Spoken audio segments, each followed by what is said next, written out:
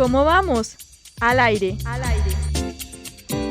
Un espacio semanal para explorar y aprender sobre la calidad de vida en el área metropolitana de Bucaramanga y Santander. En cada episodio te traemos información, análisis y perspectivas sobre los temas que más impactan nuestra región.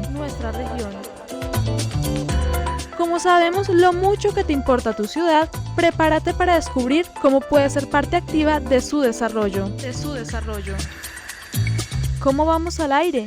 Una coproducción de Bucaramanga Metropolitana ¿Cómo vamos? Y UNAP Radio. Los miércoles a las 11 de la mañana en unapradio.com y nuestras redes sociales. Hola, muy buenos días, bienvenidos y bienvenidas a un nuevo episodio, hoy en nuestro video podcast ¿Cómo vamos al aire? Hoy estamos nuevamente en un espacio en el que nos gusta conversar temas de ciudad y estos temas particularmente que impactan la calidad de vida en el área metropolitana. Mi nombre es Joana Cárdenas Acevedo, soy la directora de Bucaramanga Metropolitana ¿Cómo vamos? Y hoy vamos a tener una conversación muy interesante con una invitada muy especial, así que los invitamos para que sigan en sintonía en este programa. ¿Cómo vamos? Al aire. Información y análisis sobre los temas que impactan nuestra región. El tema que vamos a abordar hoy es un tema sensible, pero necesario poner en el debate y la conversación pública. Y este tema es la violencia sexual, a propósito de una conversación que se dio esta semana que pasó en el país, en el mundo, ¿no? Las feministas han estado hablando particularmente sobre este tema, los hombres, algunos también han participado de este debate, y es por cuenta de un hombre en Francia que drogó a su esposa, quien fue su esposa por más de 50 años, para ofrecerla y que fuera abusada sexualmente durante casi 10 años. Nuestra intención como programa hoy particularmente es educar y sensibilizar sobre este tema que es la violencia sexual y abordar un término del que se está conversando precisamente en este debate que se está dando y es la cultura de la violación. Compartir también con todos quienes nos escuchan en el área metropolitana de Bucaramanga algunos datos sobre este fenómeno, este delito que se vive en nuestro territorio y como siempre pues a partir de datos e información de calidad pues tener una conversación sobre violencia sexual. Para ello hemos invitado a Valentina Gómez. Valentina es trabajadora social, graduada de la UIS, de la Universidad Industrial de Santander en 2014. Es magíster en intervención social por la misma universidad. Actualmente, Valentina, eres coordinadora interinstitucional del Observatorio de Mujeres y Equidad de Género de Santander y además eres docente en Ciencia Política y Gobierno de la Universidad Pontificia Bolivariana y también en la Universidad Santo Tomás en la Maestría de Educación Ambiental. En 2018, Valentina participó en la actualización de la Política Pública de Mujeres y Equidad de Género de Santander. Valentina, muchas gracias, bienvenida por estar aquí en este espacio de conversación, por aceptar esta invitación para hablar de este tema. No, muchas gracias Joana y a el Bucaramanga Metropolitana ¿Cómo vamos? Por la invitación. Para nosotras es muy importante como observatorio tener este tipo de espacios, de escenarios en donde tú dices, hablemos de temas que son importantes para construir ciudad crítica, ¿no? Sobre todo que rechace la violencia de manera estructural, que creemos que es hacia lo que debemos trabajar. No podemos permitir que sigan sucediendo este tipo de acontecimientos y más en un año que ha sido uno de los años más violentos en el país y específicamente Santander ocupa el tercer lugar a nivel nacional dentro de los departamentos más violentos y eso pues tiene que prender las alarmas y tenemos que conversar. Si no conversamos frente a esto, si no ponemos el tema en el debate, no se van a tomar medidas reales desde la ciudadanía, pero también desde las instituciones para atender el problema. Entonces es clave que hablemos de esto. Perfecto, de acuerdo contigo. Este es la intención un poco del espacio, así que Valentina, antes de entrar en esa conversación que hemos propuesto hoy, cuéntanos un poco qué es el Observatorio de Género en Santander, cómo nace esta iniciativa para quienes hoy nos escuchan y quizá no sepan que existe el Observatorio de Género. Súper clave porque además es una herramienta para la ciudadanía, ¿no? Entonces el observatorio empieza a estructurarse desde el año 2016, desde el trabajo articulado entre la Gobernación y la Universidad Industrial de Santander, y está en el marco de la implementación de la política pública de mujeres, hace parte de una de sus metas dentro de su plan de igualdad de oportunidades, y es una herramienta de seguimiento, evaluación, monitoreo y propuesta frente a lo que se ejecuta desde las administraciones municipales y la administración departamental de cara a la disminución, ojalá la supresión de las brechas de desigualdad con énfasis en género, ¿no? Entonces, básicamente es una herramienta que en el año 2020 se institucionaliza ya como una instancia, parte constitutiva de la Gobernación de Santander, y que hace ese seguimiento, produce estadística de manera permanente, pero no solo produce estadística, porque digamos que a veces la gente dice, bueno, pero información y ya, sino que asesora al territorio, cómo trabajar de cara a estas problemáticas que se identifican, apoyan la toma de decisiones públicas informadas, que esto es muy importante, y es que las administraciones realmente prioricen los problemas que efectivamente suceden en el territorio, y capacita de manera permanente a los funcionarios en la atención de género, que no solo saben en violencias, ¿no? Porque a veces como que decimos la atención de género solo es para las víctimas de violencias, pero resulta que el género es un elemento transversal de la vida. Entonces hacemos ese ejercicio que creo que es uno de los más importantes, y es aprender a reconocer cómo desde una oficina, por ejemplo, planeación, infraestructura, debemos involucrar el género para desde allí empezar a generar transformaciones reales en la sociedad. Entonces es una herramienta para la toma de decisiones públicas. ¿En dónde pueden quienes hoy nos escuchan conocer más información sobre el observatorio? Nosotros contamos con una página web que en pocos días entrará nuevamente en funcionamiento. La página web es obsmujeres.santander.gov.co. La pueden encontrar fácilmente en Google, y allí pueden encontrar todos los indicadores que nosotros manejamos, cerca de 300 indicadores para los 8 ejes de derecho de la política pública y toda la producción de informes y demás documentos que el observatorio desarrolla. Perfecto, eso es muy valioso, como tú bien mencionas, tomar decisiones con base en los datos, ¿no? En la evidencia, y este es un ejercicio muy importante particularmente para la conversación pública cotidiana, pero como mencionas también para las autoridades que están tomando decisiones a otro nivel, a un nivel agregado, así que es muy interesante ver y entender un poco más sobre este ejercicio que ustedes adelantan. Valentina, vamos a entrar ya a hablar del tema de interés hoy, que es la violencia sexual. ¿Nos puedes contar qué tipo de violencia sexual existen y qué es la violencia sexual? Claro, la violencia sexual es un tipo de violencia, hay que aclarar eso, no hay muchos tipos de violencia, es un tipo de violencia, y este específicamente tiene una relación con un acto que es intencional, no es como que de repente sucede, es un acto intencional que es sexual, por supuesto, y que además es forzado, no es consentido. Y esto es supremamente clave tenerlo presente. Hay 3 tipos de violencia sexual. Una es la agresión sexual, que básicamente es cualquier tipo de acto que atenta contra la libertad sexual de la persona que esté siendo violentada, pero que dentro de este acto tenga violencia o intimidación. Esto es lo que la diferencia. Mientras que el abuso sexual, que es otro tipo de violencia sexual, es también un atentado contra la libertad sexual de la persona, en la que no se utiliza la violencia y la intimidación, pero se ejerce el acto. Por ejemplo, cuando una mujer es violentada sexualmente dentro de su núcleo conyugal por su esposo, al momento de pronto de no querer tener una relación sexual con su esposo, pero digamos que sucede allí, ¿no?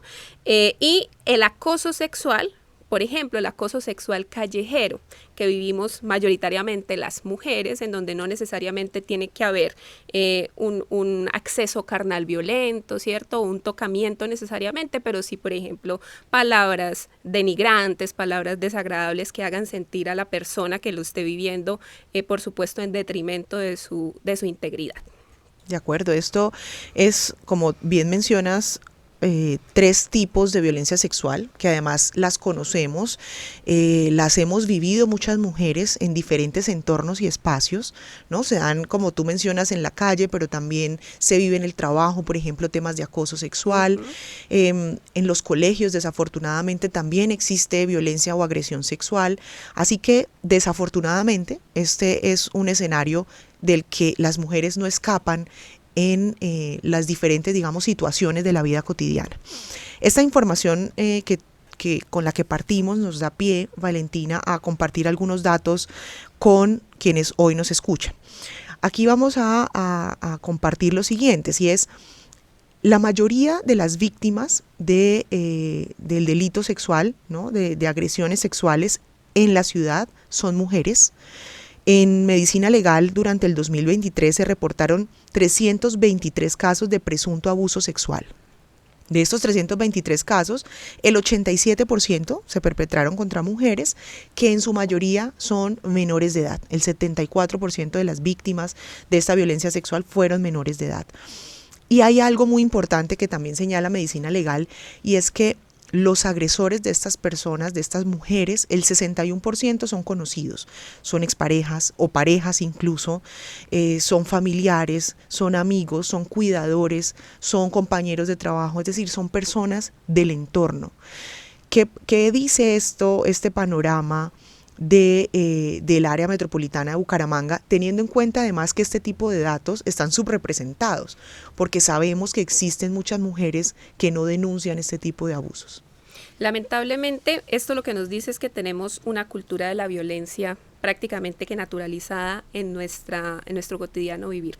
Y lo más lamentable es lo que tú resaltas, y es que esta cultura de la violencia está insertada en el núcleo familiar, ¿sí? Porque, como tú ya lo mencionaste, la mayoría de agresores son pareja, expareja, primos, tíos, hermanos, padrastros, es decir, sucede en el seno del hogar. No significa que no suceda en el exterior, pero la gran cantidad de porcentaje de situaciones suceden dentro de las casas. Entonces, es de llamar la atención esto, porque significa que hay una gran cantidad de acciones que desde las instituciones se deben tomar de cara a cómo trabajar con los núcleos familiares en la desmitificación de muchos patrones de violencia estructural que lamentablemente se reproducen con la crianza, ¿cierto? Naturalizamos la forma en la que vemos la violencia en nuestro hogar, vivimos viendo la violencia dentro de nuestro hogar. Nuestro padre violentaba a nuestra madre, muchas veces las víctimas habían sido abusadas por sus mismos familiares, lo naturalizamos, consideramos que esa es la manera en la que debemos comportarnos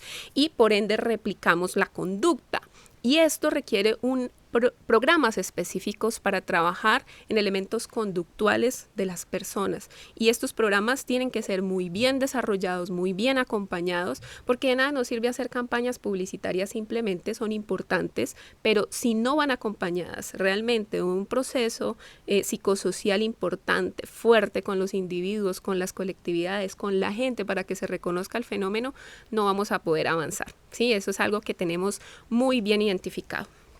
Eso que mencionas es muy importante, y es que muchas veces este tipo de fenómenos los ocultamos, ¿no? Pasan desapercibidos de tanto que se vuelve paisaje, ¿no? Las personas no conversamos sobre el tema o no ponemos un alto a las situaciones que estamos observando que violentan a otra, particularmente en este tema de violencia sexual. ¿Qué implicaciones tiene para las niñas, en este caso, teniendo en cuenta que son la mayoría de las víctimas, pasar por una situación tan traumática como esta? La principal afectación es en la salud mental, porque tú puedes sanar tu cuerpo, ¿cierto? Porque hay afectaciones en tu salud física y sanas tu cuerpo y sanas relativamente rápido. El problema más grave radica en cuáles son aquellos traumas que quedan en tu psiquis, en tu subconsciente, y que mantienes reproduciendo en conductas que básicamente te llevan a buscar escenarios muy similares de violencia, porque vuelvo y repito, lo tienes naturalizado.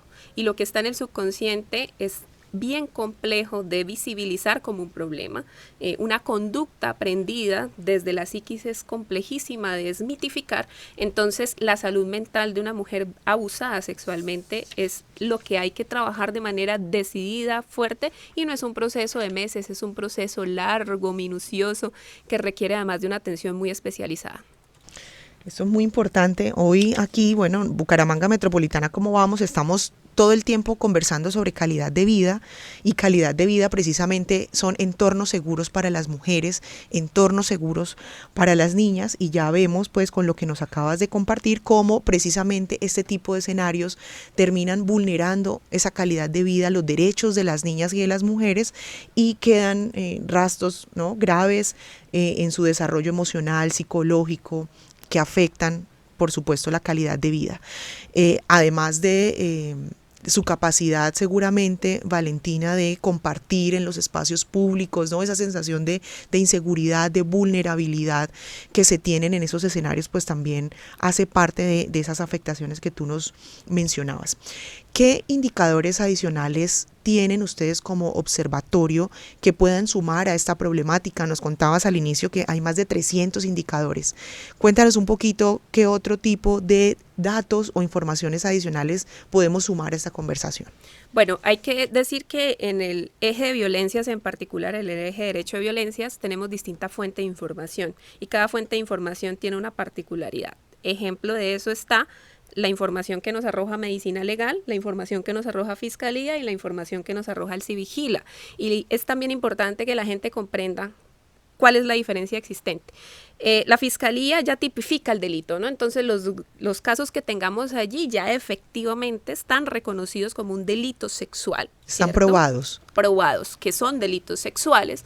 Los datos que nos arroja el Instituto Nacional de Medicina Legal son datos que están en proceso de ser comprobados, y los datos del Civigila son datos que llegan a la atención en salud. Entonces vamos a ver una gran cantidad muy distinta a lo que se encuentra en Fiscalía, porque es lo que recibe el médico en el mismo instante. Y frente a eso hay que decir que esas son nuestras tres principales fuentes de información de cara al tema de delitos sexuales. En Medicina Legal tenemos el número de exámenes médico-legales por delitos sexuales contra mujeres en Santander. Ese es el nombre de nuestro indicador. Y hay que decir que vamos a hablar del periodo de enero a junio. ¿Por qué? Porque pues estamos en el corte del primer semestre del año 2024, y comparativamente con el año inmediatamente anterior, 2023, tenemos que en el 2023 hubo 492 casos de enero a junio de exámenes médico-legales, mientras que en el año 2024 estos exámenes disminuyeron a 331. Tenemos los municipios con mayor cantidad de exámenes médico-legales por presuntos delitos sexuales contra mujeres, y allí tenemos el penoso caso, y es que Bucaramanga está en el primer lugar con 75 casos, Barrancabermeja con 66, Floridablanca con 20 y Sabana de Torres con 16. Es importante ver que la mayoría de casos se concentran en las dos provincias, área metropolitana de Bucaramanga y Yariguíes, y esto sucede casi que en todos los indicadores de violencias.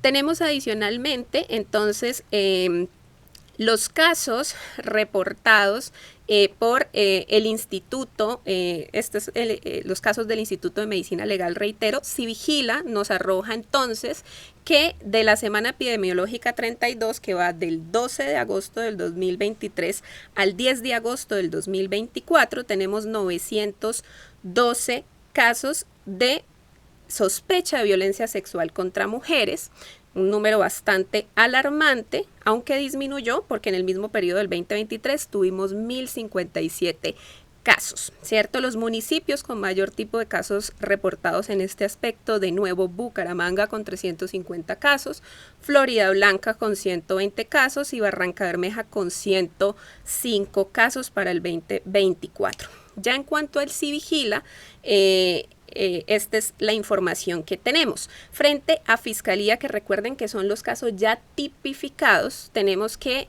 de enero a agosto del 2024 tenemos 637 casos ya tipificados, mientras que en el 2023 tuvimos 1.175 casos. Los municipios con mayor número de casos registrados de víctimas por crímenes de delitos sexuales, de nuevo, Bucaramanga con 175, Barrancabermeja con 110, Bucaramanga con 74 para el año 2024. Las provincias más violentas, Metropolitana con el 57,9% del total de las víctimas y Yariguíes con el 26,8%. Aquí hay un asunto de preocupación, ¿cierto?, para las mujeres. Tú mencionas algo y es que las cifras evidentemente muestran que en el tiempo los casos han disminuido.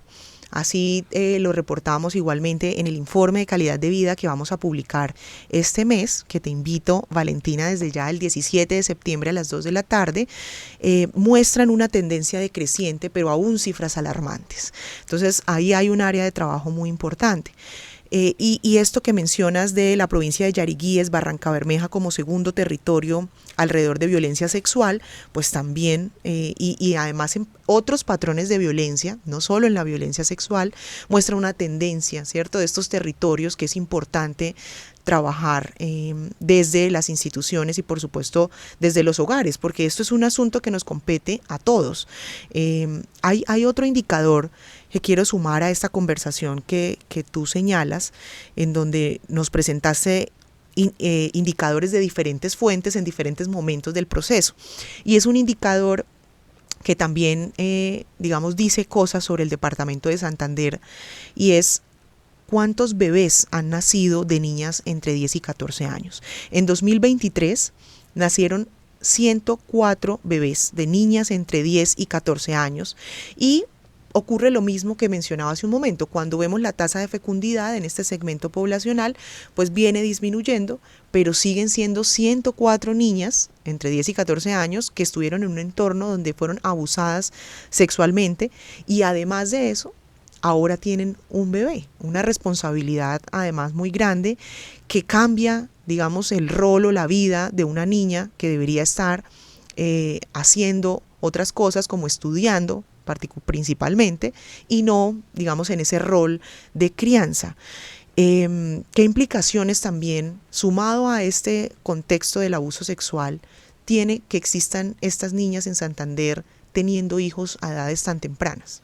Esto tiene muchas implicaciones sociales, y lo que más preocupa acá es qué sucede con esas infancias que están criando infancias y con esos nuevos niños que llegan a este mundo, muy probablemente con un contexto de violencia supremamente complejo, porque si ellas fueron abusadas muy probablemente por gente muy cercana a su contexto familiar, van a seguramente a vivir en un escenario que reproduce de nuevo la violencia, y por eso si tú haces un seguimiento más minucioso de los casos, te vas a dar cuenta que la mayoría de niñas abusadas sexualmente y que tienen bebés pequeñas son hijas de madres que muy probablemente vivieron esa misma condición. La gran mayoría de casos tú lo vas a ver cuando hablas con comisaría de familia, que es así. Yo te lo digo porque he trabajado en comisaría de familia y conozco de primera mano el contexto. Entonces, es traer un niño al mundo o una niña al mundo que va a vivir en un escenario de violencia, que va a, desgraciadamente, a vivir en un espacio que no le va a garantizar derechos realmente de manera efectiva, porque es que estamos hablando de un abuso sexual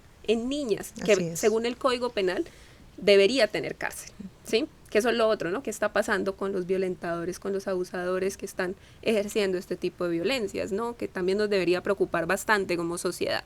Entonces, el panorama es muy difícil porque esas implicaciones son de costo social.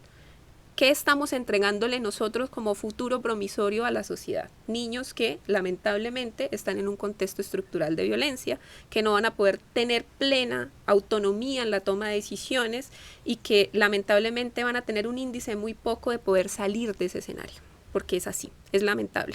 Entonces es una cultura de la violencia. De acuerdo. Parte un poco de esto que mencionas de la cultura de la violencia. Este fin de semana quiero invitarlos a quienes nos escuchan a leer la columna de opinión que escribí para Vanguardia, titulada "Los monstruos no son como los pintan". Un poco las feministas están en el debate público señalando que quienes son abusadores no son monstruos, sino son personas y hombres normales, ¿no? Normales en el sentido de que llevan una vida muy normal, con familias, con hijos, con pareja, sin pareja, trabajadores, o sea, personas del común. Así que un poco lo que menciono allí es que este tipo de personas no necesariamente tienen una apariencia amenazadora como para uno identificarlos de una manera natural.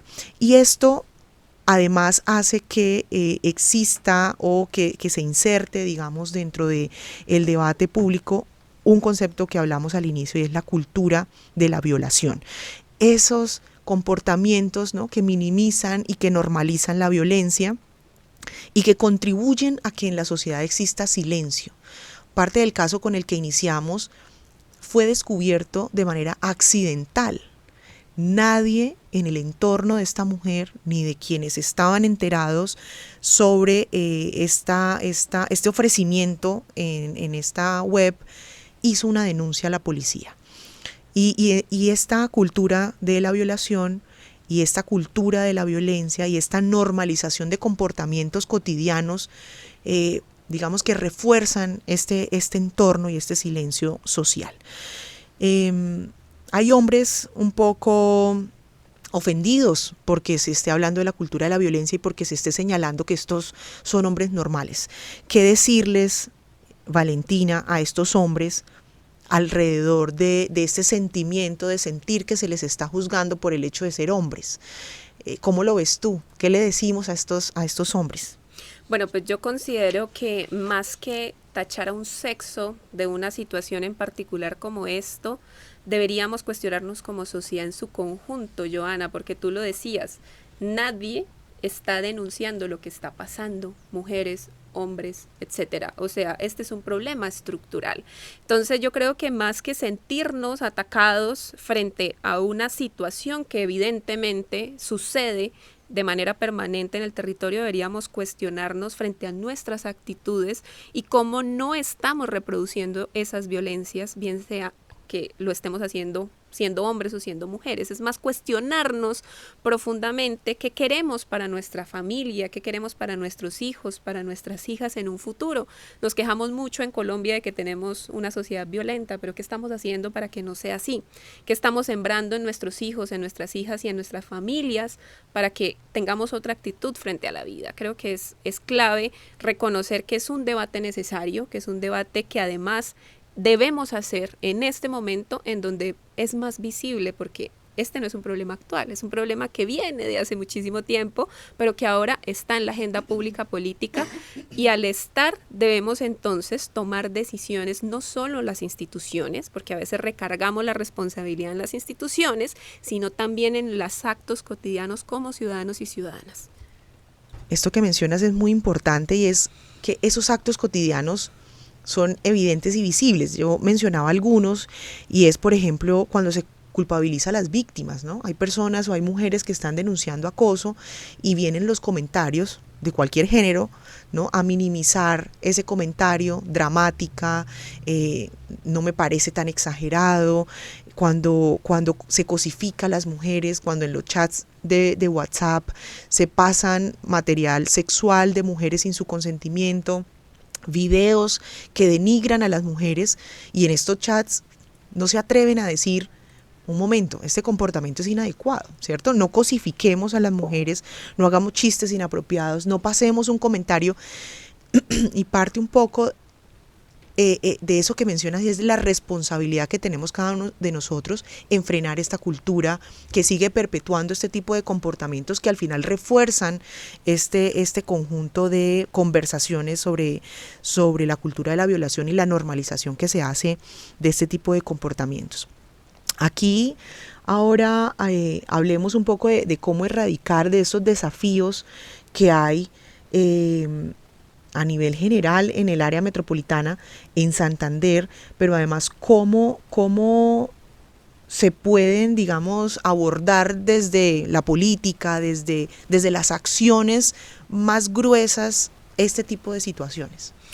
Yo pienso que es clave seguir insistiendo en que de nada nos sirve trabajar solo en la atención, porque concentramos mucho los esfuerzos desde lo institucional en las rutas de atención, que tienen todavía bastantes retos por enfrentar y por mejorar, pero creo que nos quedamos muy cortos en términos de la prevención, ¿sí? ¿Qué estamos haciendo en la prevención? ¿Cómo estamos trabajando efectivamente en que la gente visualice e identifique el problema como un problema? Sí, porque es que nosotras estamos hablando de esto, tenemos conciencia, sensibilidad frente a la problemática, pero el problema es que en la calle, ¿cómo la gente está percibiendo la situación? ¿Sí la ve como un problema o considera que es lo normal? Eso deberíamos pensarlo como instituciones, ¿no? ¿Qué estamos haciendo como instituciones frente a esa naturalización del fenómeno? ¿Sí? Entonces creo que es clave eso, trabajar en la prevención y también trabajar en las nuevas masculinidades, porque también hemos reconocido que de nada nos sirve trabajar solo con las mujeres, identificando el problema, sino que los hombres también deben reconocer cuáles son esas conductas que deben dejar atrás para trascender hacia otras formas de comportamiento. Me encanta esto que acabas de señalar, porque hay una responsabilidad compartida, ¿cierto? Hay una responsabilidad compartida y los hombres también, en esto que estamos pensando las mujeres y poniendo a la luz pública y en el debate público, una conversación que nos afecta profundamente, los hombres también tienen una responsabilidad de repensarse, de examinarse, de hacerse en una autoevaluación y entender cómo pueden aportar en superar una problemática en donde mayoritariamente las mujeres son víctimas y los abusadores mayoritariamente son hombres. Entonces, aquí hay una responsabilidad, me parece muy importante lo que señalas, y es si realmente todos estamos considerando que esto es una problemática y todos como sociedad la combatimos desde las diferentes esquinas en las que estamos, como padres de familia, ¿cierto? Como hermanos, como tíos, como en cualquier rol, digamos, de la familia, como jefes, como compañeros de trabajo, en las instituciones, si realmente se está haciendo lo suficiente o no. Así que aquí hay un debate muy, muy interesante y apropiado que dar. Valentina, muchas gracias. Esta es una conversación que sin duda da para mucho más tiempo. Sin embargo, quiero agradecerte de verdad el espacio. Quiero que con esta conversación las personas que nos escuchan puedan tener un espacio de reflexión, tener en consideración estos conceptos que abordamos acá y preguntarse además cómo pueden sumar a cada vez minimizar esta problemática, digamos, desde los comportamientos y las actitudes que se tienen en el día a día, y cómo además sumamos conversando y haciendo visibles los datos, la información, consultando al observatorio, ¿cierto? Consultando a Bucaramanga Metropolitana cómo vamos, teniendo conversaciones de calidad. Cómo invitamos a los estudiantes a que tomen estos datos y profundicen también en preguntas de investigación que seguramente salen de toda esta información, y a los tomadores de decisiones en los territorios que tú particularmente nos señalaste, área metropolitana, provincia de Yariguíes, qué se está haciendo, ¿no? Hay que preguntar también qué se está haciendo allí, cuáles son las estrategias que se están implementando y hacer un seguimiento en el tiempo para saber si realmente esto es efectivo, porque necesitamos mejores políticas, mejores estrategias que permitan, como tú mencionaste, suprimir una problemática tan grave como la de violencia sexual. Muchas gracias, Valentina, por estar acá. Y espero que esta sea la primera de muchas conversaciones, porque el Observatorio de Género, como mencionabas, tiene muchos datos, así que esperamos poder profundizar en otras dimensiones que también son importantes para esa equidad de género que se busca en el departamento de Santander. No, gracias a ustedes por la invitación y por supuesto que aquí estaremos prestas a acompañar cualquier escenario de discusión, como tú lo decías, en toda la variedad de temas que manejamos desde el observatorio, por supuesto con la lupa puesta en las brechas de género y desigualdad para poder superar estas situaciones en el territorio. Muchas gracias a quienes nos escucharon hoy, les agradecemos por acompañarnos una vez más. Los invito a que nos sigan a través de nuestras redes sociales, en todas aparecemos como @BGA como vamos. Y nos vemos el próximo martes 17 de septiembre a las 2 de la tarde, sea este el momento para extender la invitación de que nos acompañen en la socialización del informe de calidad de vida. Va a ser en la Universidad Autónoma de Bucaramanga a las 2 de la tarde en el Auditorio Jesús Alberto Rey Mariño. Aquí vamos a compartir datos claves y temas que impactan nuestra ciudad en materia de calidad de vida. Hay muchos indicadores, más de 300 indicadores sobre 9 dimensiones de la calidad de vida, así que esperamos que puedan acompañarnos presencialmente. En nuestras redes sociales está la invitación y un link para quienes quieran asistir se puedan inscribir. Muchas gracias.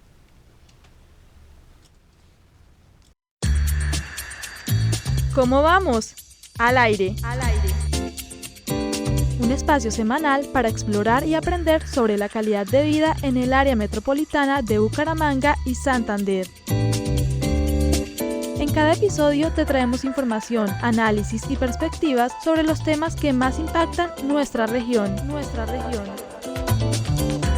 Como sabemos lo mucho que te importa tu ciudad, prepárate para descubrir cómo puedes ser parte activa de su desarrollo.